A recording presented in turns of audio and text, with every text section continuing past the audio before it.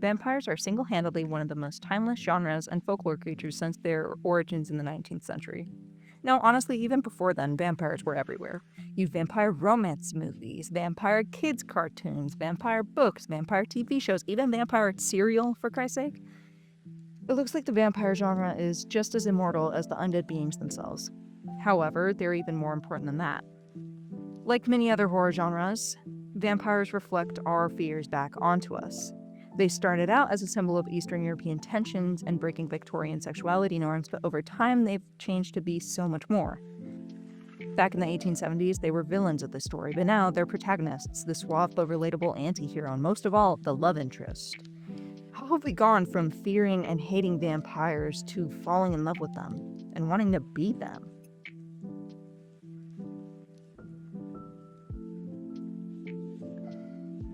Well, there's an ongoing debate about which classical author invented the vampire first. Vampires and similar creatures have been around the most popular folklore tales across the globe for a while.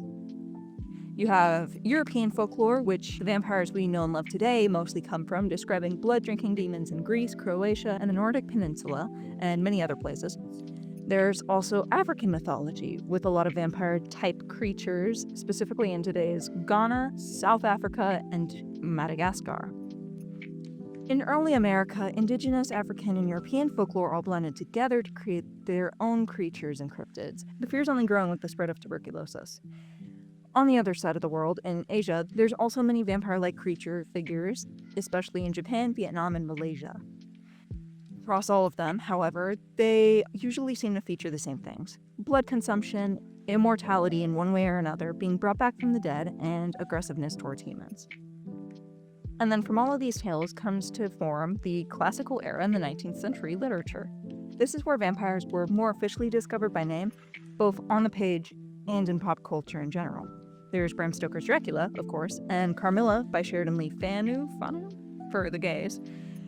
Then there's also books like Vampire by John William Polidori in 1819, as well as Captain Vampire written by Marie Nizet. I'm too American for these names. In 1879. At this point, vampires are mostly considered the villains of the story, these weird, pale, and humanoid creatures the protagonists often hunt down and investigate. They're also described to be incredibly ugly, like horrifically ugly. This ugliness continued into film when the new century came around and these classical stories were adapted to the screen. Silent film horror was a big fan of Dracula and vampires in general. Nosferatu, 1922, was heavily inspired by Stoker's Dracula, except now a German movie featuring a really, really nasty-looking vampire. It still freaks me out. Just under a decade later, the US caught onto the vampire trend with the Universal Pictures' Dracula. This movie actually was the start, almost, of Universal's own supernatural horror series with films like Frankenstein and The Mummy and The Invisible Man and so on. But as for vampires, Universal released 3 other Dracula movies in the next decade, and Eastern Europe absolutely fell in love with Nosferatu, with their own league of sequels following suit. Russia and Hungary also made their own Dracula movies in 1920 and 1921, respectively. However, this isn't for long. 20 years later, they're back in action. From the late 20th century, vampires are still considered to be evil, typically, but at the same time, we're also getting a lot more risque within the genre. If the vampires are sexy, the people who hunt them are. Blade, Marvel's vampire hunter, first showed up in the comics in the early 70s, but the 90s were when vampires really got crazy again. Blade got their live-action movie in 98, and we also got Buffy the Vampire Slayer, Anne Rice's Interview with the Vampire, and plenty of erotic novels dedicated to vampires too. And then the new millennia brought on a new vampire trend, the Twilight books specifically. The Twilight books by Stephenie Meyer practically reinvented the genre, now transforming vampires from the villains of the stories to outcasts. They're now a subculture, this type of magical bad boy to act as a love interest. It's still taboo, but like in a fun way. In a really Caucasian way. This followed through with the Vampire Diaries too, as well as the whole myriad of supernatural romance knockoffs of both of these. There were also plenty of media following the 90s trend of supernatural hunters like Supernatural itself and Shadow Hunters, both featuring their own vampires. The Twilight effect really lasted in the vampire sphere, starting in the early 2000s, but leading well in the 2010s. And honestly, it's still here. But in the 2020s, there was more of a new style that came in the vampire sphere, one that took over most of the popularity. It didn't entirely fade from Myers' legacy, but added more on top of it, specifically when it comes to diversity and social critique. It's only 2026, and there's plenty of vampire stories to come, no doubt, but so far it's split into two tracks: humanized vampires and a return to the classic vampire. On one hand, we have TV shows like What We Do in the Shadows and the reboot for Interview with the Vampire, ones that place the vampire as the main characters, the ones that the audience is meant to relate to. And then, on the other hand, we have movies like Sinners and Nosferatu that use those origins of the vampire to serve as a social satire. The main reason why vampires have survived in fiction for so long over the years is because they're adaptable. Like I said earlier, they can be a love interest, creepy white guy in a castle, or even someone that teaches your kids how to count. Oh my god, I love Count Von Count. I always have. He's my favorite vampire. And to be completely subtle and smooth in this transition, feel free to tell me your favorite vampire in the comics. But just as the depictions of vampires shift over time to get back into business mode, what they reflect of society also changes. They symbolize different things across different societies, even within the categories that I set up.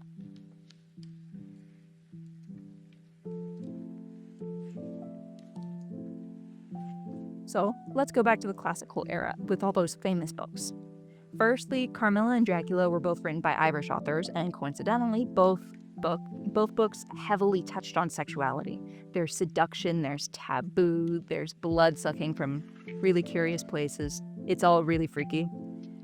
And all of this is absolutely on purpose. These books are meant to explore those taboo spaces that Victorian England norms bar their people from normally getting to understand or think about at all. Meanwhile, many of the other classic novels instead draw from European history.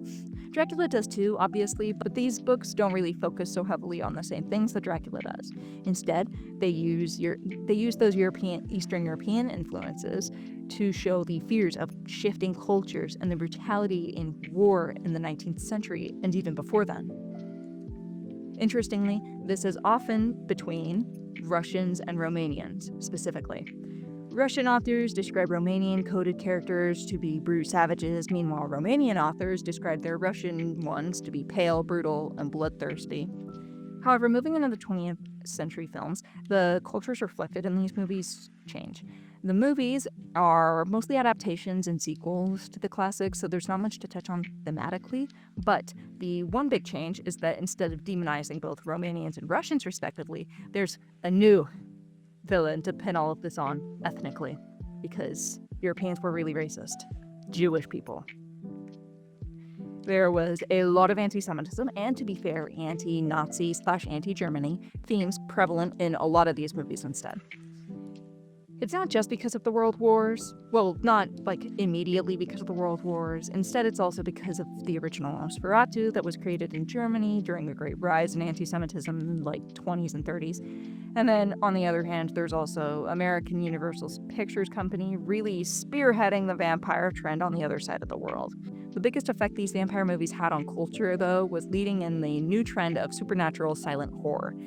But by the end of the 20th century, vampires took the center stage again. I think that the eroticism and sexual liberties taken in these newer pieces in the 80s and 90s come from probably mostly the effects of feminism. Women and society in general are slowly departing from these harsh modesty rules that held us back in the earlier half of the century. And on top of this, vampire media became a little bit more diverse in the mainstream too. There's LGBTQ characters being taken seriously, as minor as their roles may be. And there's also, obviously, Blade being the first black vampire to have such a mainstream main character role in a piece of vampire media. Happy Black History Month, by the way. But most things weren't entirely perfect or woke at this point either. It is the 90s still. These main stars might not be men anymore, but they're still mostly white girls. Before this, women were usually used as a plot device and to serve as the victim, but with the exception of Carmilla. But now they're taking the place of the main character. Even more intriguingly, they're taking the place of the hunter. Buffy, I'm looking at you. I gotta watch more Buffy the Vampire Slayer. I've only seen the first episode, embarrassingly. But the girl bossity. Can you tell I haven't even slept for an hour? The girl boss nature of these main characters doesn't really last for long. And by that, I mean hello, Bella Swan. Like I said already, Stephanie Meyers is a famous Mormon, and that clearly set the trend for this shift. Instead of cool, trendy vampire hunters, we have more demure and tortured romantic ones. Specifically, Twilight shifted these stories to fit the Mormon perception of romance featured within them, and honestly, the Mormon and conservative perception of gender.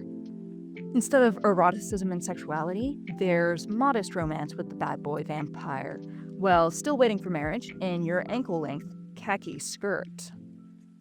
Peak of 2000s fashion. Ironically, this also lines up with the hemline index. The early 2000s recession and the Great Recession bookend the Twilight books and the movies releases, and their effects lasted across the decade.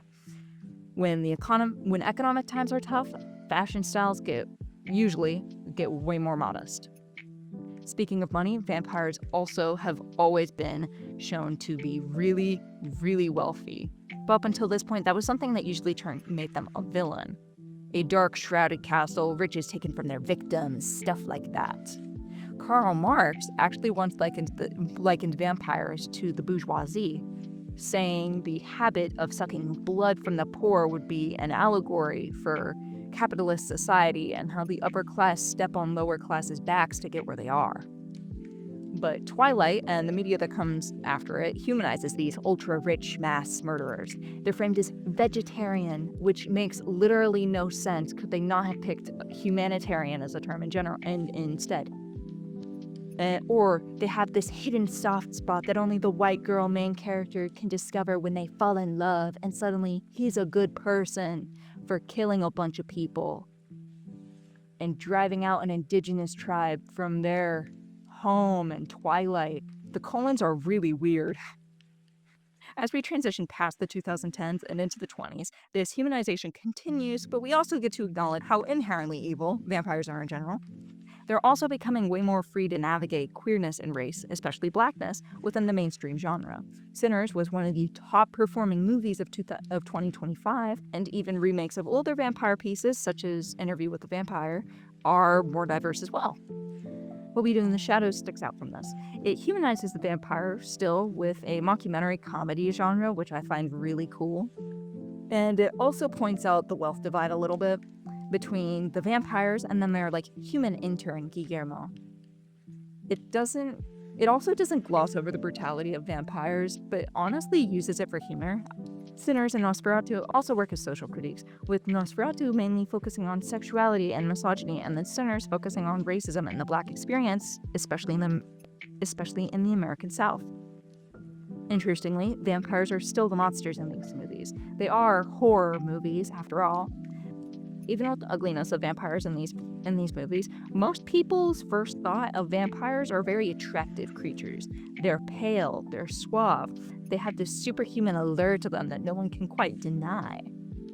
Or at least that's what most people say. I much prefer werewolves, but Even with all of the differences across these genres, though, the main theme of vampire fiction, whether the creators want to admit it or not, is class critique. There are the wealthy taking people and killing them only to fuel their immortality, which only adds to them being richer and richer.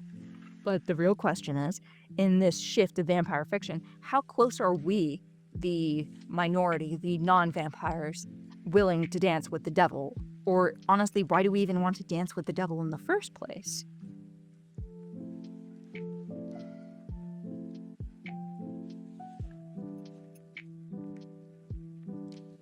Here are my theories for that.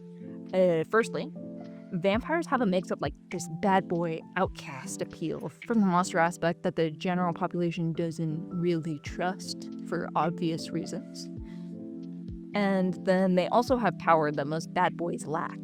Many of the signs of attraction in vampire media, from the main character non-vampire person being attracted to the vampire, is when they act monstrous in the name of protecting the love interest, especially in the movies and media I'm talking about right now.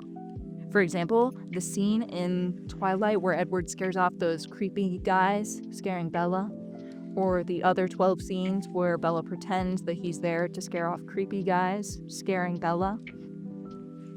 This supernatural power is also often paired with extreme wealth, like I said, which is another source of power. Immortality is also yet another reason that draws women towards this trope.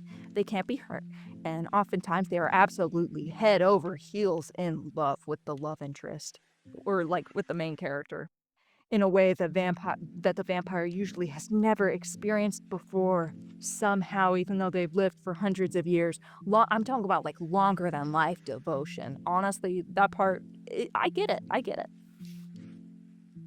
But in short, vampires are at a crossroads between a white knight and your typical emo bad boy boyfriend. Knights and protectors provide and protect us, obviously, from the dangers of misogyny, at least in these fantasies. And then, on the other hand, bad boys give women a sense of adventure or escape from being trapped in misogyny. Vampires can do both at once. Personally, to me, they're still too sickly looking, but I get it.